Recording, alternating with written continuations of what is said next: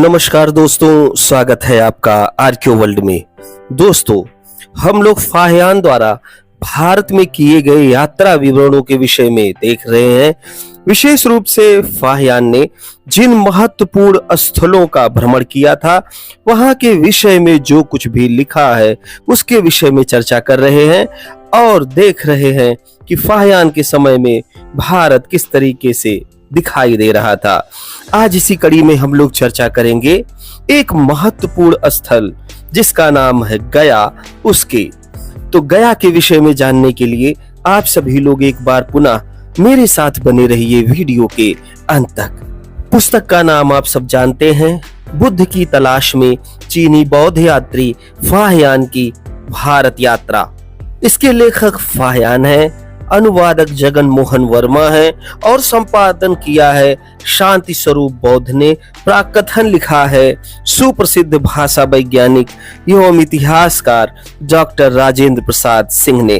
फाहियान ने लगभग 399 ईस्वी से लेकर 414 ईस्वी के मध्य गुप्त काल में चंद्रगुप्त द्वितीय विक्रमादित्य के समय में भारत की यात्रा की थी। यह परिमार्जित संस्करण है। पुस्तक के 31वें खंड में गया के विषय में फाहियान ने वर्णन प्रस्तुत किया है। फाहियान बताता है, यहां से पश्चिम 4 योजन चलकर गया नगर में पहुंचे। तो वो बताता है कि उसने जब यात्रा प्रारंभ की थी, राजगृह से सप्तपर्णी गुफा को देखते हुए, गिद्धकूट पर्वत को देखते हुए जब वह आगे को बढ़ा तो उससे आगे वह गया तो और पहाड़ी श्रृंखलाएं पड़ी और वहां कहीं से वो कह रहा है कि लगभग 4 योजन चलने के पश्चात वह गया नाम के स्थान पर पहुंच गया। गया के विषय में यहाँ दिया गया है 2 नंबर पे। यह स्थान गया नगर से पूर्व पश्चिम में है और बोध गया कहलाता है। तो जिसको वो गया कह रहा है, आज वह बोध गया के नाम से जाना जाता है। आगे वह बताता है कि नगर के अंदर सुनसान और उजाड़ है।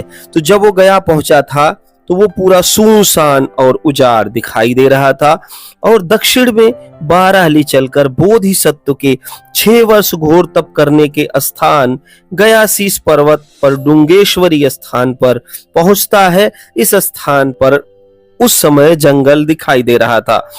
तो फाहियान बताते हैं कि वो नगर से लगभग 12 ली चलते हैं आगे तो बोधिसत्व का स्थान मिलता है, जहां पर ऐसा भिक्षुओं ने बताया कि बोधिसत्व ने 6 वर्षों तक तप किया था। दरअसल ये दक्षिणपंथी इतिहासकार प्रायः बौद्ध भिक्षुओं को भी अपनी तरह समझते हैं। वो लोग तप नहीं करते थे, ध्यान करते थे। यहां से पश्चिम 3 ली चलकर उस स्थान पर पहुंचे जहां तथागत बुद्ध स्नान के लिए पानी में धंसे थे और एक देवता ने वृक्ष की डाली झुकाई थी जिसे पकड़कर वे जलाशय से बाहर निकले थे। तो दक्षिणपंथी इतिहासकार प्रायः बुद्ध के साथ भी ऐसे कथानक और घटनाओं को जोड़ने का प्रयास करते हैं, जैसे लगता है कि बुद्ध के समय में कोई सुपरस्टिशियस गॉड हुआ करते थे, जबकि उस समय सुपरस्टिशियस गॉड के कॉन्सेप्ट के विषय में कोई ठोस सूचना हमको मिलती नहीं है। इसलिए यहाँ देवता शब्द अगर दिया गया है तो ये भिक्षु के लिए हो सकता है। उत्तर में 2 ली पर गांव की लड़कियों सुजाता और उसकी दासी पूर्णा ने जहां बुद्ध को खीर दी थी वह स्थान है। फाहियान बताते हैं कि लगभग 2 ली जब गांव की तरफ चला गया तो पता चला कि उत्तर दिशा में एक स्थान ऐसा पड़ा जहां पर सुजाता और पूर्णा नाम की 2 लड़कियों ने तथागत बुद्ध को खीर खिलाया था, जिसका चित्रांकन यहाँ पर आप देख सकते हैं। सुजाता बैठी है, पूर्णा खड़ी है।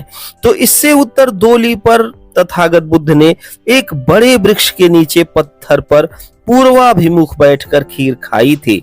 तो पूर्व की तरफ बैठे हुए तथागत हाड़ मांस दिखाई दे रहा है। ऐसा चित्र करने का प्रयास किया गया है कि तथागत काफी दिनों से भूखे प्यासे हैं और ये 2 लड़कियां ले जाकर के तथागत को खीर खिला रही हैं और तथागत पूर्वाभिमुख बैठ करके खीर खा रहे हैं। वृक्ष और शिला अब भी विद्यमान है। तो फाहयान कहता है कि जिस वृक्ष के नीचे बैठ करके तथागत ने खीर खाई थी वह वृक्ष आज भी विद्यमान है और जिस पर वो बैठे थे वह शिला भी आज देखी जा सकती है। शिला की लंबाई चौड़ाई 6 हाथ और ऊंचाई लगभग 2 हाथ है। मध्य देश में शीतोष्ण की समता है। वृक्ष कई सहस्त्र या 10 सहस्त्र वर्ष तक रहते हैं। तो वह अनुमान लगाता है कि जो वृक्ष होते हैं वो 10,000 वर्षों तक भी रह सकते हैं। इसलिए यह वही वृक्ष होगा जिसके नीचे तथागत ने बैठ करके खीर खाई थी। यहाँ से पूर्वोत्तर आधे योजन पर एक पाषाण की कंदरा पड़ती है। बोधिसत्व इसमें जाकर पश्चिमाभिमुख पालथी मारकर बैठे थे। तो एक कंदरा पड़ी जिसमें बोधिसत्व पश्चिमाभिमुख होकर के पालथी मारकर बैठा करते थे। ऐसा फाहयान को भिक्षुओं द्वारा बताया गया। मन में कहा कि जो मुझे बोधि ज्ञान प्राप्त होने को हो तो अलौकिक प्रमाण मिले। शिला की दीवार पर तथागत बुद्ध की छाया दिखाई पड़ी। 3 हाथ से अधिक ऊंची थी। तो वह बता रहा है कि बोधिसत्व को बोध ज्ञान मिलने की बात यहाँ कही गई है और तथागत की एक छाया बोधिसत्व को दिखाई दी जो लगभग 3 हाथ से अधिक ऊंची दिखाई दे रही थी, जो अब तक चमकती है। तो भिक्षु वहां पर फाहयान को बता रहे हैं कि ये जो अलग अलग स्थानों पर आपको अवशेष दिख रहे हैं इनसे जुड़े कुछ कथानक हैं, उसके विषय में आप मुझसे सुनिए। और जो कुछ भी फाहयान ने सुना वो सब कुछ अपने यात्रा विवरण में नोट कर लिया। उस समय आकाश और पृथ्वी में बड़ा कंपन हुआ। सारे देवता बोल उठे, यह स्थान नहीं है जहां आकर सारे बुद्धों में से कोई भी बोधि ज्ञान प्राप्त हुआ हो। यहां से पश्चिम दक्षिण आधे योजन से कम पर जाकर चल पत्र वृक्ष पड़ेगा। वहां जाकर सब बुद्ध बोधि ज्ञान प्राप्त करते हैं। तो यहाँ बताया जा रहा है फाहयान को कि देखिए यहाँ पर कोई भी बुद्ध जो है बोधि ज्ञान नहीं प्राप्त कर सके थे। इसका मतलब है कि अनेक बुद्धों की बात फाहयान के समय में थी और फाहयान ने जाकर के कई पूर्व बुद्धों के धम्म स्तूपों को भी देखा था। सारे देवताओं ने यह कहा उस ओर का मार्ग दिखाया। वे गाते हुए आगे आगे चले। बोधिसत्व उठकर चले। वृक्ष से 30 पग पर एक देवता सोत्थिय नामक घसियारा ने, यहाँ देखिए आप देवता के आगे सोत्थिय नामक घसियारा दिया हुआ है। तो देवता का मतलब कभी भी सुपरस्टिशियस गॉड नहीं होता है। पाली में देवता का मतलब होता है देने वाला, और जो ज्ञान देते थे वो देव कहलाते थे। जो महिलाएं थी उनको देवी कहा जाता था। देवता ने कुश घास दिया। बोधिसत्व से लेकर आगे चले। 15 पग चलने पर 500 हरे पक्षी तोते उड़ते हुए आए। तो ये शुभ सगुन बताया जा रहा है कि बोधिसत्व जा रहे हैं और उनको बोधि ज्ञान प्राप्त करना है, इसलिए उनका सहयोग बहुत सारे लोग कर रहे हैं। तोतों ने बोधिसत्व की 3 बार परिक्रमा की और चले गए। बोधिसत्व चलपत्र वृक्ष के नीचे पहुंचे। कुश बिछाकर पूर्व की ओर मुख करके बैठ गए। फिर मार का विशेष रूप से जो चित्रांकन किया गया है, कल्पना की गई है, वो विशेष रूप से तथागत के ध्यान भंग करने को लेकर के की गई है। आगे इसी की चर्चा है। तो मार ने अपनी 3 सुंदर स्त्रियां भेजी। वे उत्तर से आकर मोहित करने लगीं। मार राज दक्षिण से आकर मोहित करने लगा। बोधिसत्व ने पैर का अंगूठा पृथ्वी में लगाया। मार भागा और पराजित हुआ। तीनों युवतियां जराग्रस्त होकर वृद्धा हो गईं।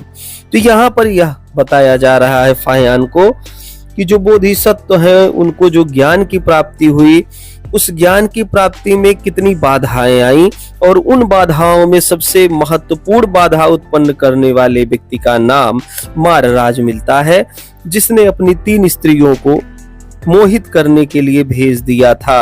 यहाँ यह बताया जा रहा है कि जो बोधिसत्व है वो 6 वर्षों तक कठोर तप करते रहे वहां तथा अन्य सब स्थलों पर। पीछे लोगों ने जो धम्म स्तूप बनाए तथा मूर्तियां स्थापित की थी, सब अब तक हैं। तो यह प्रमाण है पूर्व बुद्धों के, बोधिसत्वों के या तथागत बुद्ध के। यह कहना ही भ्रामक है कि पूर्व बुद्ध नहीं होते थे। फाहयान के विवरणों से यह स्पष्ट है कि पूर्व बुद्ध होते थे। इसके अतिरिक्त डॉक्टर राजेंद्र प्रसाद सिंह ने वैज्ञानिक विश्लेषण और अनुसंधान के पश्चात बताया है कि तथागत बुद्ध से पहले लगभग 27 पूर्व बुद्ध हो चुके हैं।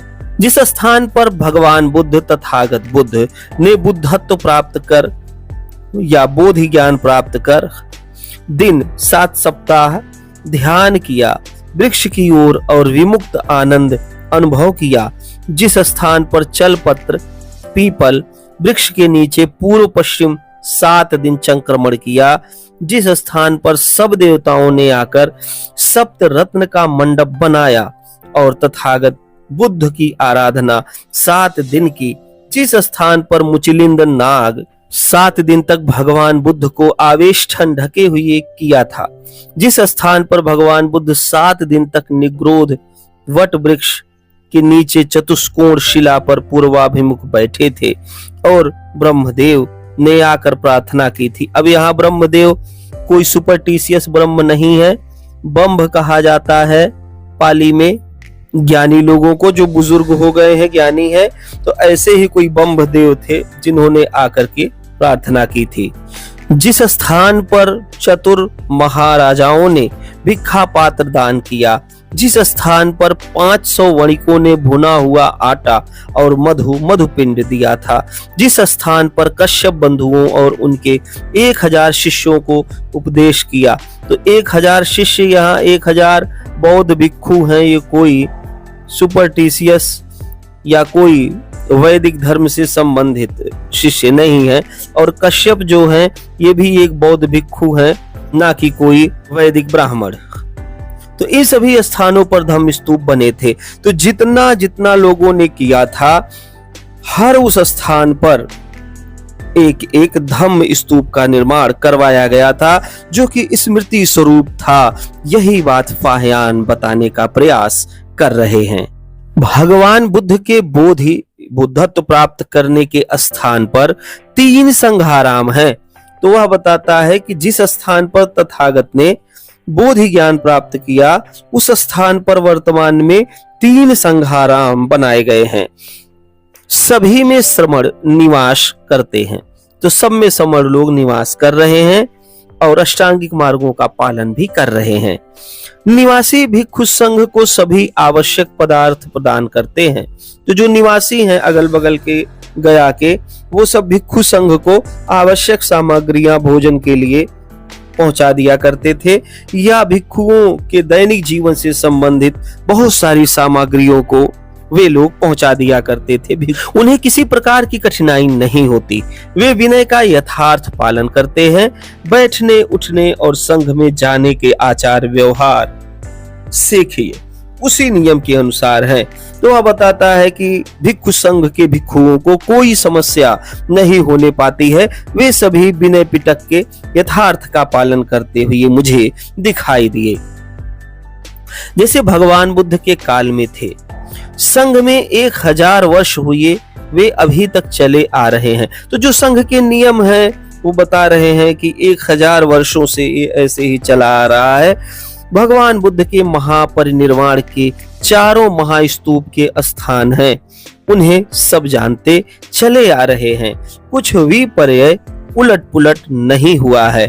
तो वो बता रहे हैं फाहयान कि जो कुछ भी महापरिनिर्वाण के पश्चात दिखाई दिया, बनवाया गया, वह सब कुछ अब तक वैसे का वैसे चला आ रहा है।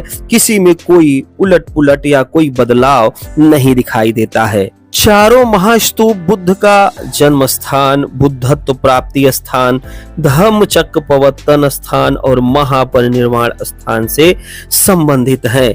तो इस तरीके से फाहयान बताता है कि जो विशेष रूप से तथागत से संबंधित स्थल हैं, स्थान हैं, या जो उनको दान दिया गया है, उन सब स्थानों पर वर्तमान में धम्म स्तूपों का निर्माण करवाया गया है। 4 महास्तूपों की बात आती है जो कहां कहां बनवाए गए। एक तो तथागत के जन्म स्थान पर जो हमको विशेष रूप से प्राप्त होता है पिपरावा में, कपिलवस्तु में। दूसरा बुद्धत्व प्राप्ति स्थान पर मतलब कि बोध गया में। तीसरा धम्मचक्र प्रवर्तन स्थान पर जहां पर सारनाथ है। और चौथा महापरिनिर्वाण स्थान जो कि कुशीनारा में दिखाई देता है। तो ये 4 स्थानों पर 4 महास्तूपों का निर्माण करवाया गया था, यह बात फाहियान बता रहे हैं। फाहियान ने गया के विषय में बहुत कुछ बताया, बुद्ध पद के विषय में बताया जिसमें भिक्षुओं की आस्था हुआ करती थी, और इस तरीके से बुद्ध के अनेक नामों की भी चर्चा फाहियान करते हैं। इसके अतिरिक्त वो अपनी यात्रा को आगे बढ़ाते हैं। यात्रा के क्रम में जो भी पड़ाव पड़ेगा हम उसकी चर्चा करेंगे। वर्तमान गया की स्थिति यह है कि बोध गया में बोध गया मुक्ति आंदोलन चलाया जा रहा है, जिसको विश्व के अनेक देशों का समर्थन प्राप्त है। भारत में कई ऐसे बौद्ध भिक्षु हैं जिन्होंने बोध गया को आजाद करवाने के लिए आंदोलन छेड़ दिया है। प्रशासनिक सहायता चाह रहे हैं ये बौद्ध भिक्षु, और चाह रहे हैं कि किसी तरीके से करके तथागत बुद्ध के उस स्थान को उन्हें सौंप दिया जाए जहां पर उनको ज्ञान की प्राप्ति हुई थी। देखना यह है कि आने वाले समय में बोध गया आंदोलन का क्या होता है। आज के लिए बस इतना ही। वीडियो कैसा लगा मुझे कमेंट करके अवश्य बताएं। वीडियो में अंत तक बने रहने के लिए आप सभी लोगों का बहुत बहुत धन्यवाद।